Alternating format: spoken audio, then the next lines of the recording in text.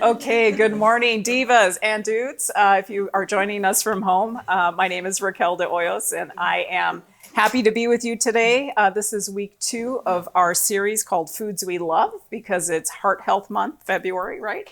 So I thought we'd focus on all the delicious foods that we love, but just with a slightly healthy twist. And also focus on kind of thinking about the reasons why we love these foods, the textures. And so last week we did a delicious mac and cheese. We focused on textures like creaminess. We'll have a little bit more of that today, but today we're going to make a delicious recipe, queuing it up in time for Valentine's Day. So we have a dessert. Rosie told me that you all didn't even know what the recipe was, but here we have such a great room, of a packed room, and I'm glad we're back in this big room because we have a packed room today. So you're in for a treat. We're making a chocolate cherry mousse today. It is super easy, so easy that I had to complicate it so that it could be a full class. So I'm making a few more steps, but I'll walk you through it, and then we have a delicious sample for you guys to try today. We have a little bit of nutrition to talk about as well, like we normally do, but let's dig into it, okay? So what we need first, I'm going to walk you through it a little bit out of place just for time's sake so I can get some things going on our burner here, but it basically has 3 components. So it has a delicious mousse, which is made from a special ingredient, silken tofu, and we'll get to that in a second. And then it has this beautiful just cherry compote, as I call it. It's just kind of a not super sweet cherry fruit kind of puree, that, or not a puree, but a kind of a nice compote that goes on top. And then the piece de resistance, as they say, is something crunchy. So we have some almonds that I'm going to turn into a brittle, and I've done it ahead of time just because, obviously, for the sake of television. I don't have an oven here, but I'll walk you through that, and then when you try the sample, you'll have all 3 of those components. And they're super easy. This is going to be, if you want to make something for your friends, your loved ones for Valentine's Day, or any time, honestly, this is a great one. It looks super fancy, but it's super easy to make. And so let me walk you through the steps here. Okay, so we're going to start with the compote just so that I can get that on the stove. And that basically has, if you take a look at your recipe, it's 2 cups of frozen pitted cherries. So HEB, great in the freezer section. This is the stuff that I purchase. This is basically, I always tell people, just because something's not in season doesn't mean it doesn't taste good. These are usually picked prime from, when they're in season and then frozen. And so they still have a great taste. And so we're going to use 2 cups of that. And we're also going to use another special ingredient. Has anyone seen this sort of in their grocery? Yeah. Has anybody ever used pomegranate juice for cooking or just for drinking? Just drinking. Okay, yeah. And why do you guys drink it? What's the health benefit? Antioxidant. Antioxidants, exactly. And we need those to stay healthy and strong, right? So, and it has added, there's sugar in this already. So I'm not going to add any kind of sugar because this is already sweetened. So that's kind of a nice thing. And cherries, I've heard a lot of things about cherries. Obviously, great source of fiber, great source of vitamin C, good for inflammation. So lots of great things with that. So we're also going to use in this a little bit of vanilla extract just to boost up that sweet flavor, right? There is also going to be just a little bit of a cornstarch and water slurry. And so that's going to help thicken it up. Not too much. It's just 1 teaspoon. Sorry, I'm looking at the wrong thing. Yeah, 1 teaspoon of cornstarch and just 1 teaspoon of water. And I'll show you. What I'm going to do is basically just let the cherries with the juice simmer for a little bit, and then we'll add the slurry at the end. I just kind of wait for it to kind of simmer just a little bit, maybe about, I think, 15 minutes or so. You don't need to completely reduce it. You're just going to simmer it for a little bit, take it off the heat, and then we'll add that slurry to it. So we'll start with our 2 cups of cherries, and I always like to make sure that, so you can keep them in the freezer, and one quick tip is I pull them from the freezer like the night before I want to use them because, you could chop them from frozen if you're in a hurry, but I like to kind of strain a little bit of the juice out, but you can keep some of that because that's flavor too, right? But we're going to get 2 of these cups of cherries, and I like to slice them in half, but you could keep them whole, but I slice them in half because sometimes, even though they say they're pitted, you might find a pit in there just as a surprise. So I'm going to just cut them in half like so. And if you do have gloves, that's great. If not, enjoy getting a little bit of color on your hands here. But this is just, super easy. You could use any kind of fruit, honestly. What do you guys think goes well with chocolate? What kinds of fruits? What are some of your favorite combinations? Cherries. Okay, so cherries like we're using today. Anything else? Strawberries, right? That's the classic. Raspberries would be good. Orange is one of my favorites, yes. Yeah, so there's all sorts of, there's all sorts of fruits that you could use with this. But I am partial to chocolate and cherry. Some of my favorite desserts. I used to make a muffin that had chocolate, double chocolate and cherry. That was so delicious. Yeah. I'm sorry, what was that? Can I make some? Maybe in one of the next series we'll get to that. I don't make them anymore because they were so just addictive, but every once in a while I pull out the recipe. They're great for brunch. Yeah, so does anybody, while I'm finishing up these cherries, does anybody have any special traditions that they do for Valentine's Day? Anything you like to do to treat yourself? Because it's not always about, just like expecting gifts from somebody. It can be something like doing something for yourself. We used to do it like Valentine's Day with my friends, after the movie. Ah, okay. None of us had any partners, so we would just gather around, like all dressed in black and like indulge in chocolate. So the Galentine's gatherings, right? People who were in couples. That's great. You got to do what you love, right? And if that means getting together with the girlfriends and having a good time, popping open, the bottle of wine and the treats, I am all for it, because love comes in different forms, right? Like, and it can be. I love it, Rosie. I only have a dog. Hey, there's love there too, right? Okay, so we've got our 2 cups of cherries. I'm going to pop into our little pot here. And to that, I'm going to add our vanilla, which is just 1 teaspoon, like I mentioned. I was telling Rosie that I'm in the middle of moving, and so I was trying to make sure I brought everything. And I always say that I forget one thing, so let's find out what it is today as we get through the recipe. Maybe I did all right. Okay, and then the pomegranate juice. So 1/2 cup of the pomegranate juice. Do you have to shake it first? No. No? I usually don't. And it's Okay. pretty, yeah. There we go. Look at that beautiful color. I was trying to think of what to do instead of just, a sugary, sweet, syrupy kind of topping.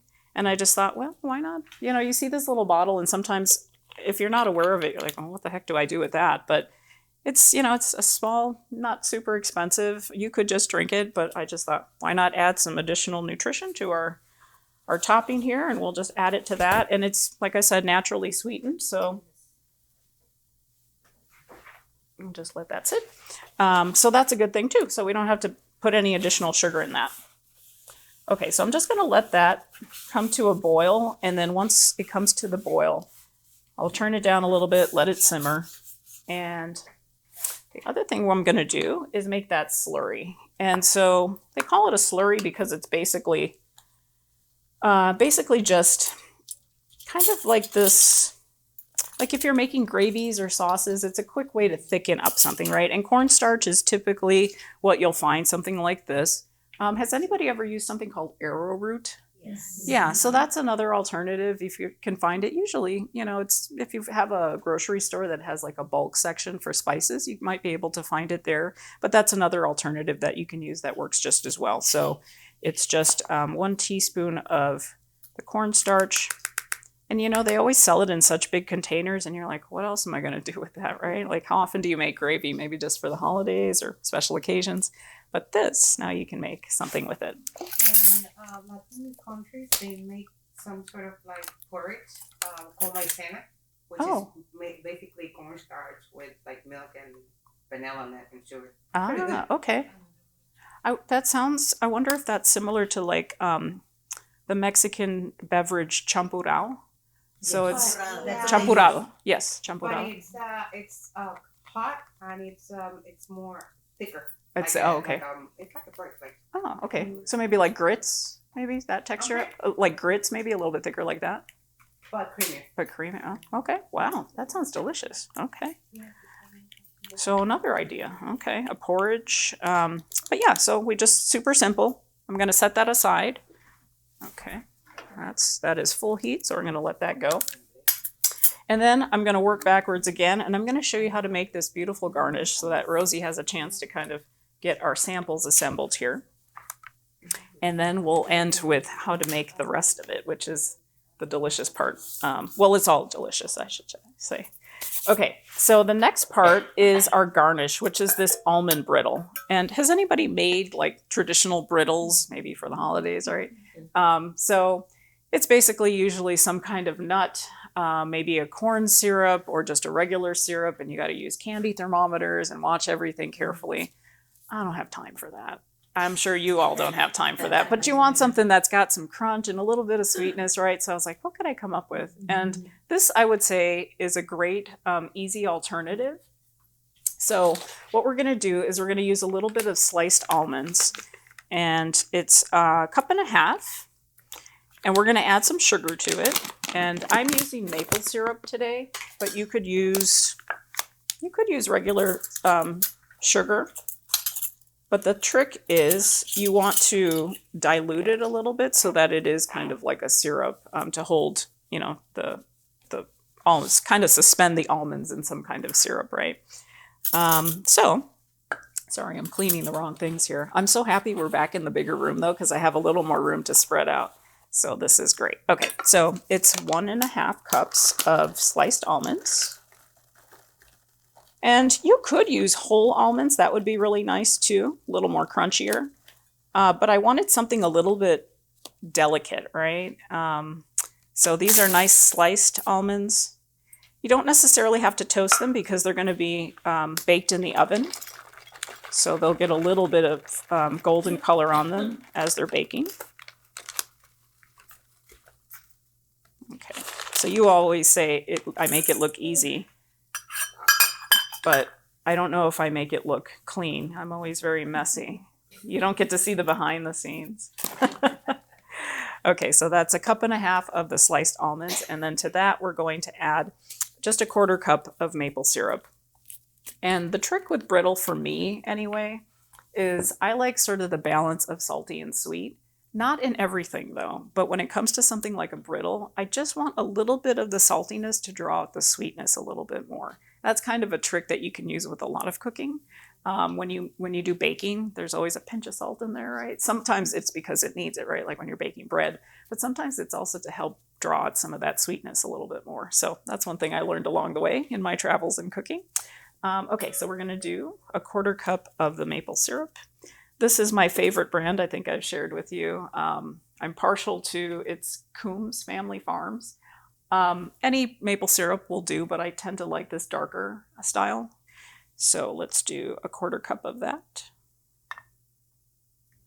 Okay. And just pour that in there.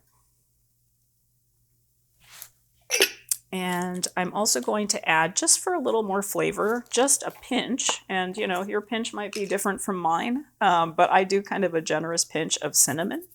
So ground cinnamon, and then a little bit of salt.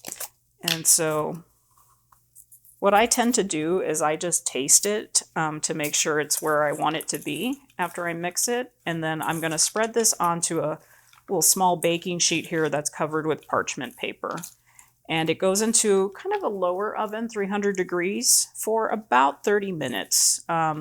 If your oven tends to run a little bit hot, just keep an eye on it. If you smell it, definitely open the oven door and make sure it's not burning because there's sugar in there, right? I put it on the low rack of my oven at 300 and it did just fine. The outer edges turn nice and brown. See, they're just, 4 ingredients, right? And then I'll show you before I do the reveal. So I just take my baking sheet with a little bit of parchment, and I'm going to pour this onto there. And now, one thing I thought about putting in here is maybe like some sesame seeds or just something to boost up that crunch factor. You could add in, I don't know, chocolate chips, make it even more chocolatey. That would be fun. But you want to just get it into a sort of a flat, spread it out so it's makes a nice thin little brittle, as thin as you want. But I try to keep it mostly together with no gaps. But if you add those other ingredients, would you add more syrup? Maybe a little bit more. But I mean, I would do it like you could start with this, and I would just sprinkle a little bit of sesame seed on top, or just sprinkle. Yeah. Well, just to give it also some more crunch and some more flavor. Have you all? Well, I think we've done a recipe with tahini, right?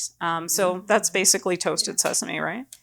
So if you wanted to change the flavor of that, just try some different things. But this is basically what you want, right? You just want to spread that out, bake it, and then when you pull it out of the oven, through the magic of Raquel doing this a day in advance, this is what you're going to end up with. So you have this beautiful brittle. I did a double batch. You could do that too with the same recipe. But it's going to be, just let it cool for a little bit. And then you have this nice flat brittle that you can break into little pieces. And then put that as your garnish on your mousse. So I'm going to give that to Rosie to do so she can start getting our sample assembled. And our cherries are simmering away here, which is good. Okay, I'm just going to give our cherries a stir.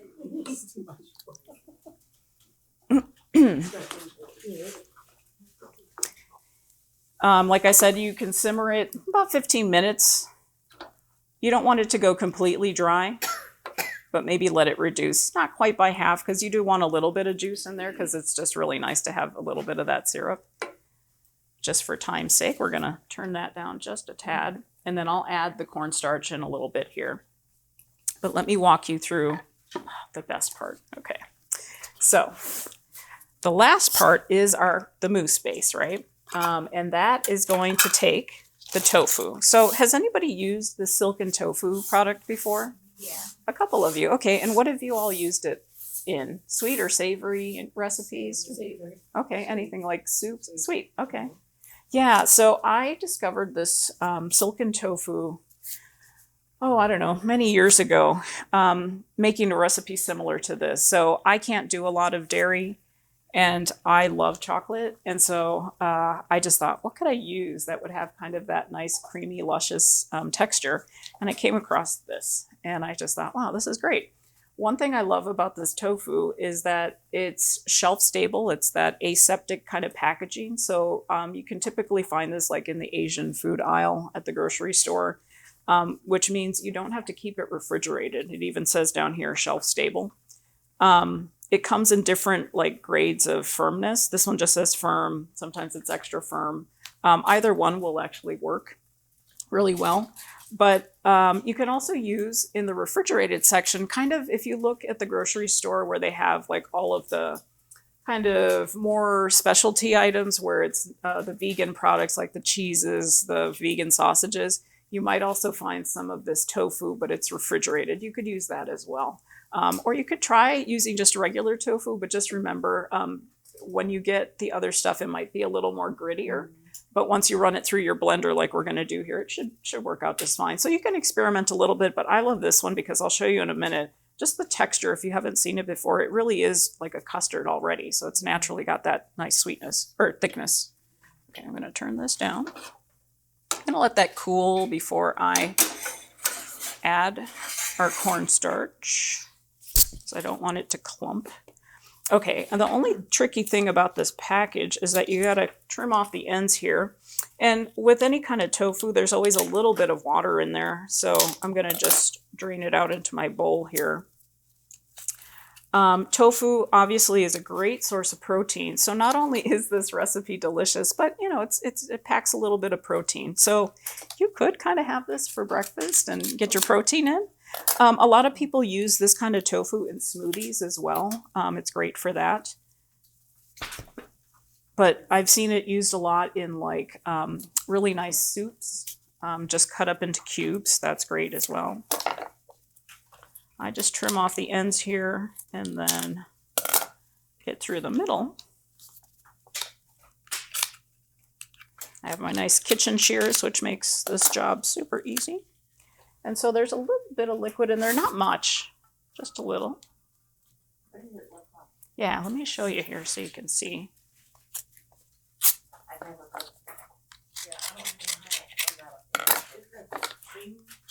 Kind of like cream cheese, just with a little more.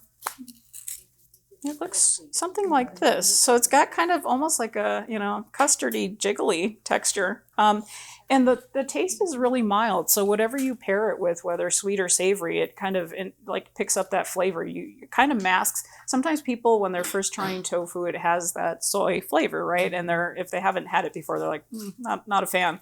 This is pretty mild. And I just love the texture of it because I've seen a lot of vegan baked goods with it, like cheesecakes made out of this. I mean, it's quite versatile and it's relatively inexpensive. It's like $2 a box. So, and again, the plus is that you don't have to keep it refrigerated. So you could just, have some of these in your cabinet. And when you're feeling like you need a little something special, give this recipe a try. Just HEB. Yeah. Okay. So I'm going to plop that in there. So I'm using 2 of these little bricks. They're about 10 ounces each. And when I made this recipe originally, you could do like I'm doing today in small containers like this. It makes about 10 to 12 if they're about half filled. Or you could just make some really nice ones if you have some little ramekins or special dishes at home. Put them in that. I have a little special dish like this that we're going to use today. So we're going to start with that. And then what I did in advance, just because I don't have an additional pot, but you could do it either stovetop or in the microwave. And again, try to save time on things. But I just took some chocolate chips and melted them in the microwave. You could also do it kind of a double boiler right over the stove. So put like a little pot like this, fill it with a little bit of water, and maybe even just a pan like this on top, and slowly melt your chocolate chips over low heat. But just for time's sake, I did some in advance. And the chocolate chips, I have to tell you this story. So when I originally tested this recipe for this class, I found these delicious Scharfenberger 62% semi-sweet chocolate chunks. They're great because obviously chocolate is just number one, right? But they come in these nice little chunks. And 62% is right in the middle. It's still a little bit of sweet. It's also semi-sweet. It's not complete extreme dark chocolate. Sometimes people, when they're trying different chocolates, they're like, we still want it with a little bit of sweetness. We don't like the overpowering, super dark chocolate. So I tend to go for in between. I love all kinds of chocolates, and I will say I am a fan of milk chocolate. So the semi-sweet for me, if I'm looking for something kind of a little fancier, I tend to prefer the semi-sweet dark chocolate. But as I was looking for class, everybody was out of stock. Every single HEB was out of stock. So I had to compromise, or I had to improvise, I should say. And I found these. Now, here's the thing. You don't have to use organic. I just went with it because I was looking for something that was about the same percentage. So this is a 55% cacao, and it's also semi-sweet. You could use just regular, ordinary Hershey's chocolate chips, right? Or any kind. So that's kind of the fun thing with this. You can experiment with all the different kinds of chocolate chip flavors that are out there. I was even thinking of making this recipe non-chocolate and doing like frozen mango and adding that to this and making like a mango pudding. So, sky's the limit with this kind of base recipe. But so I basically just went ahead, and with chocolate, if you're melting it in the microwave, just do it in small increments. This melted fairly quickly, so I think in the recipe it says maybe 30 seconds, but I was kind of stirring it in between because you don't want it to scorch or dry out and get burnt, because then you got to start all over, right? Don't add bad chocolate to your recipe.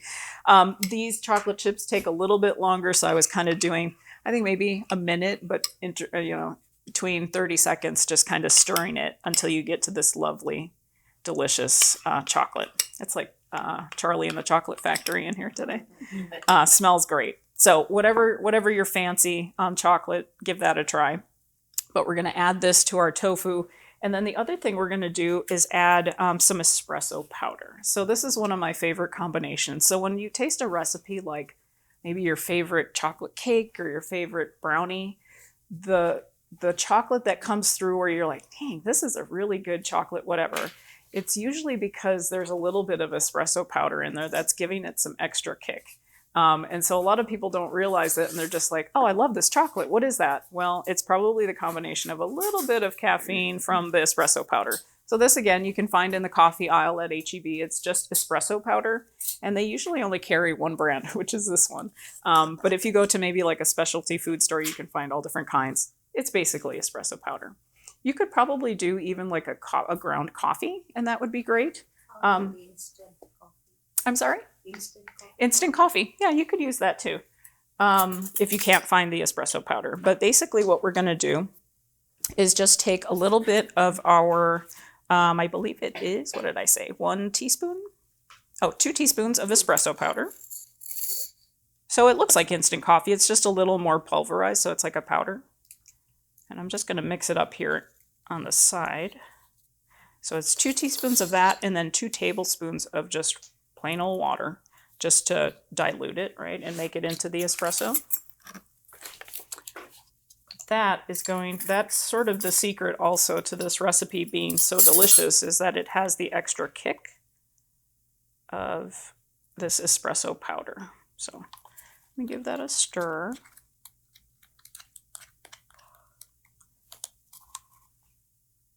And then to this base, this is the part where we're going to add a little bit of just regular white sugar. You could try maple syrup too if you wanted, since you already had it on hand. But we're going to add that mix into here. There we go. Looks great.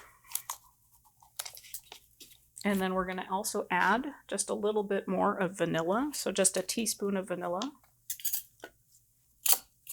And you know what would be delicious also if you wanted to really change this up and make it fancy? Sometimes you can find like Grand Marnier extract, or just a little bottle of that.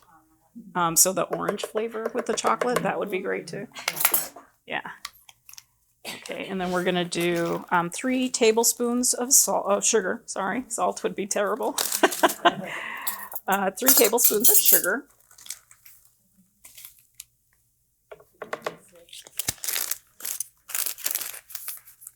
And again, depending on the type of chocolate chip that you use, just adjust your sugar accordingly. If you wanted to use a milk chocolate chip or a milk chocolate chunk, that's going to be a little bit sweeter, so you may not need as much sugar. And I tend to, I don't know about you, but as I've gotten older, my taste buds have changed, right? And so something that just kind of hits right with this combination of sort of the coffee and the chocolate, I don't need it to be sugary, super sweet. It's just that combination is perfect. And then I'm also going to add, again, just that little pinch of salt in there, and then our chocolate. So in goes our chocolate. Oh, it smells so good, you guys. Rosie, how we looking? They're ready. Okay. So yeah, so the thing with this tofu is, so it has this nice custard texture, right? And once I'd say if you're going to microwave or whatever with your chocolate, if you do it over the stove, just let it cool a little bit. You don't have to completely let it cool because it's going to go back to solid, right? But just get it to the point where it's not super hot when you add it to this. But I'm just going to blend this up, and then bear with me on this as we bring this together.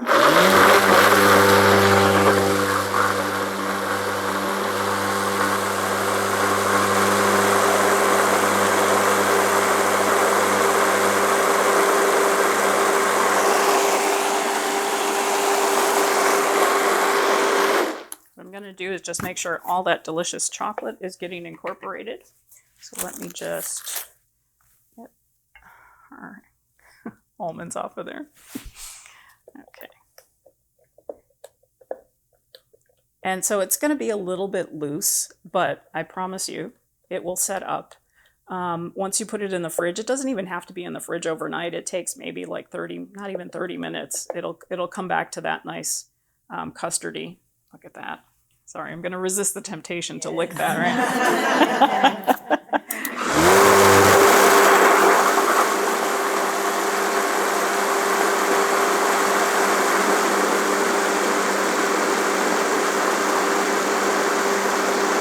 Okay, that looks pretty good.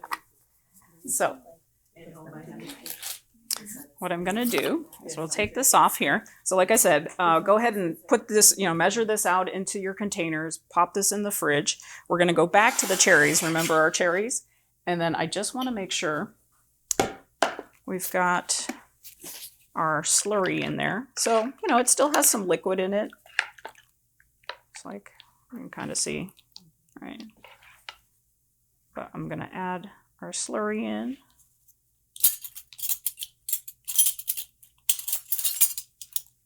And it really doesn't take much.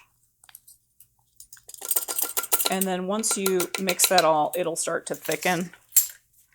And you can let that cool, pop that in your refrigerator, and it'll have that nice, just thickened, more of that compote texture, right?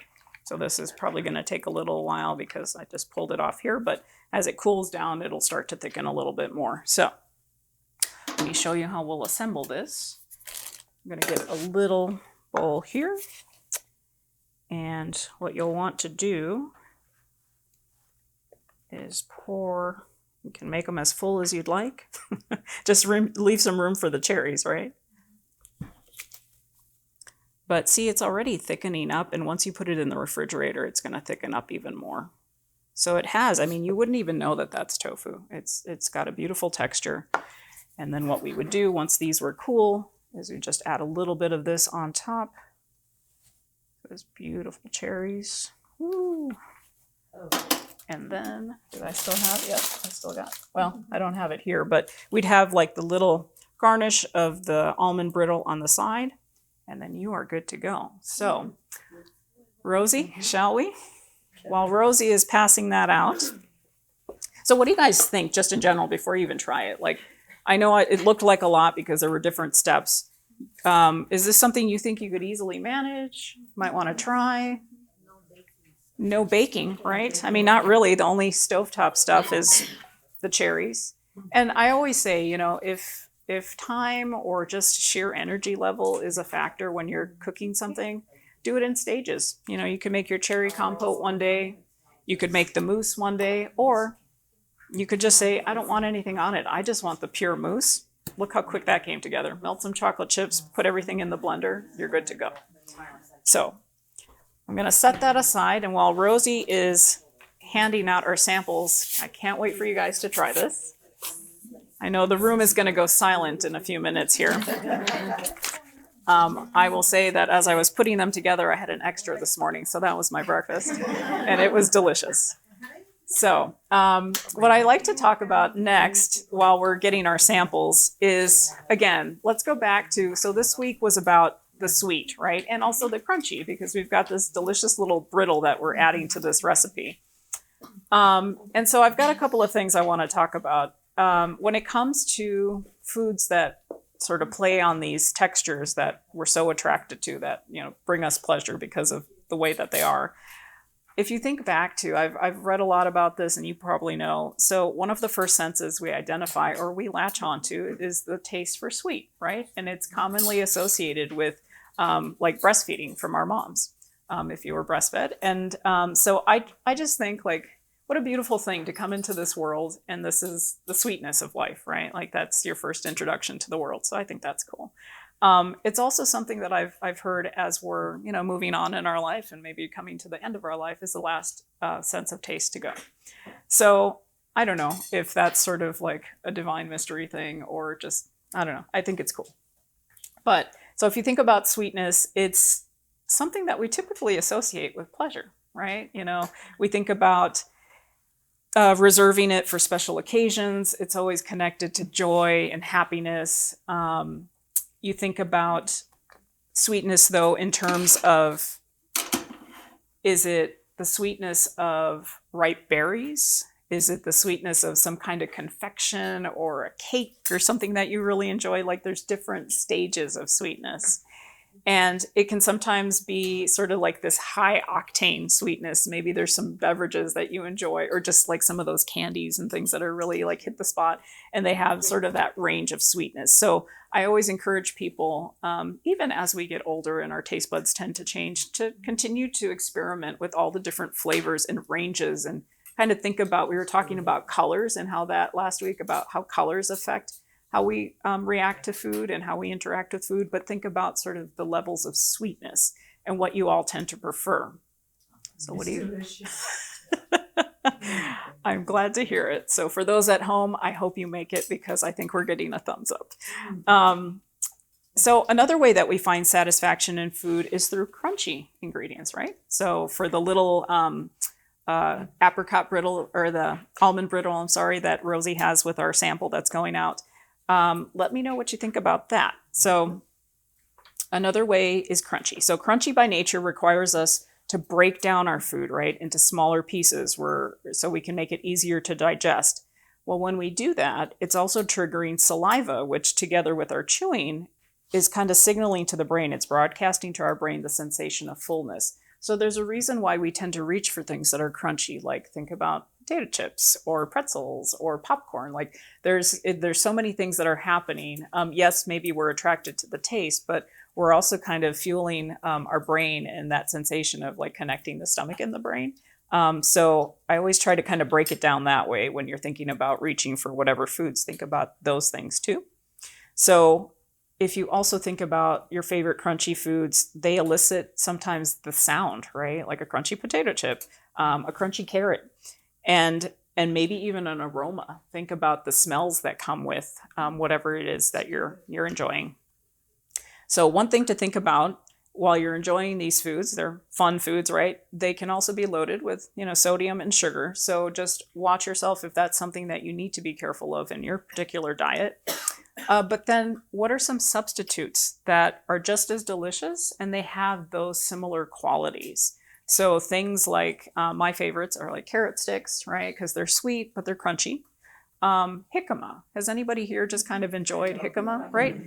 Jicama sticks around here in San Antonio, very popular, the fruit cups, and they've got all these delicious things in them. And typically you can find jicama in there.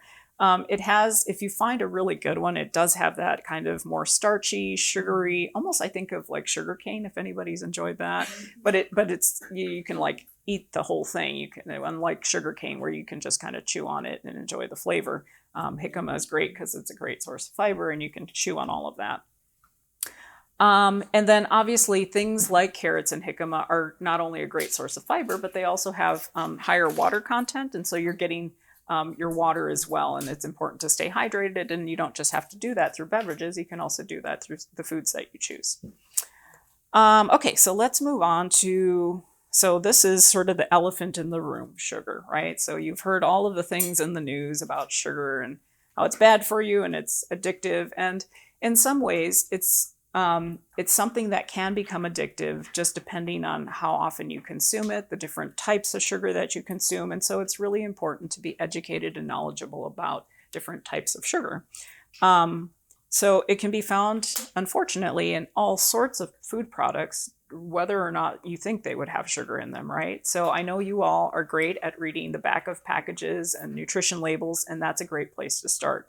So things such as corn syrup, cane juice, sugar, right? Malt barley, all these different words that are on the back of packages are still sugar. So I always like to kind of do a fun little exercise and just look up like, what are all the different things now that are called sugar? Because you'll probably find them on the back of packages.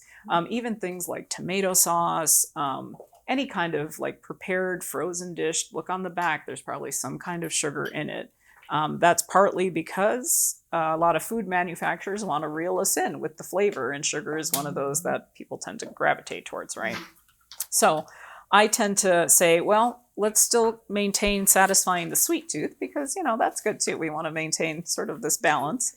But we can find other things to make sure that we're reaching for some healthy things that have good nutrition. And so some things that I like to tend to do are using things like unsweetened applesauce. You can also, like I put that even on my PBJ instead of just regular jelly. That's really good. You can replace your sugary beverages with fiber-packed smoothies. You can also make your own like agua frescas and then just manage the amount of sugar that goes into that. And controlling the type of sweetener. So you could use regular sugar, you could use maple syrup, you could use honey if you wanted to, just kind of experiment. But like I said, I mean, something like this dessert, I see a lot of empty cups, so I know it was a win. It wasn't, do you all think it was super sweet? No, I think that was perfect. It was just right, right? And we didn't really use, I mean, I used different types of sugar. So we had the maple syrup, we had a little bit of regular white sugar, and then we also had the pomegranate juice, which was sweet. Okay, and then the last thing here is, again, kind of tying in sort of our emotional, psychological state, right? So learning to identify our emotions and how they're connected to food and our food choices is a really powerful, critical tool. And that's one of the things that I really like to advocate and preach. So when we associate foods with celebration, that's great, right? But it can also sometimes become a crutch in times when we're maybe experiencing the opposite. So maybe we're like experiencing some anxiety, some loneliness, some sadness, and we're like, our go-to is sugar, right? It makes me happy, I feel comforted. But the trick is to make sure that we're not constantly using that as our go-to, because we want to get to the root of what's causing some of those things, right? So getting some support, you know, I always say, have your circle of friends. That's so important. I love that you all stay connected through all the activities that you do. That's so huge. I was reading somewhere, maybe I saw this, that people who experience social isolation or are depressed, as long as they have their active community of support, like that dramatically increases their chances of making it through periods like that. Maybe sometimes you have to have medication or therapy or whatever, but if you have a strong support network, even if it's just one girlfriend or, you know, a family member that's really supportive that you can go to, or a space like, you know, you all are coming to this cooking class, that's really important. I think when you're in those phases and you don't have that, that's almost as much as like somebody saying that you can experience just like physical symptoms, stomach symptoms, right? You can have some anxiety, more of that. It's almost like you're contributing to some of those issues with just something like depression or not having that social connection, because it brings you joy when you can get out with other people. It gets you out of your head. Sometimes I know a lot of us live there when we're going through issues or going through a challenge in our life. So I always think about that. A lot of times people develop these disordered eating habits because food is comfort. And I believe that, you know, we're raised in a culture where we want to immediately mask what's going on. We aren't often given the opportunity to just express the stuff that we're going through. And I think that's such a disservice to enjoying, you know, like I said, we come into this world with this beautiful joy, and then all of this stuff happens to us along the way, right? But we have to also understand and be knowledgeable about, like, how do we take care of ourselves in those times when it's, you know, the pressure's on, things are crazy in our life, maybe relationships are rocky or whatever. Like, how do we get back to our center so that we're resilient in those times after, right? And so being able to not just reach for the foods that bring us comfort, but looking at all the other ways that we can incorporate. Maybe it's just something as simple as sitting outside, watching the birds, listening to some of your favorite music, like incorporating more of those things into your time. So that it isn't always something with, you know, the connection with food. I am totally a proponent of, like, if it's a celebration, I want to just, you know, like enjoy. I'm not thinking about healthy this, healthy that, because for me, healthy is I'm connecting with something that's going to bring me joy. And I know that I've prepared it for myself. I've taken the time, like I'm sharing it with friends. Like there's all those components that come with it too. I'm not just sitting on the couch enjoying my cookies or whatever, although sometimes I've done that too. But yeah, you know, like there's the balance of that. And so, yeah, there's all of these different ways that we can enjoy these foods. But what I really want to reiterate is think about taking the time to slow down when you're having those moments. Like I said last week, you know, we don't often sit in the pause of things, right? When we're going through things, take a moment, take a breath, and just realize all of the stuff that's happening. Think about it, reach out to somebody, maybe make this mousse. But yeah, just making sure that we have the time to just slow down, think about it before we're making the choices. Sometimes I know we get busy and we're just reaching for whatever, and we have to because we need to have the nourishment as well, right? We can't just go on fumes all day. I know sometimes that happens. We're busy, our lives, work, whatever. But it is really important to find ways to incorporate healthy elements into our life. And I think, what do you guys think? We did a good one today? Yeah. Okay, well, thank you so much, you guys. I appreciate, quick question? How can I make it like the day before? Oh, yeah, that's what's Yes. You can absolutely make this recipe in advance. Yes, it's one that keeps really well. What I would recommend is keep the compote separate just so that it doesn't tend to, get too watery. But yeah, you could keep those two things separate. And when you're ready to prepare it and, share it with everybody, just put the little cherry stuff on top and then put the garnish on top. Yeah, you'd be good to go. Well, thank you all today for coming out. Next week, we have something savory. I won't say what it is, so hopefully you'll come back. But next week is savory. So thank you all for being here today.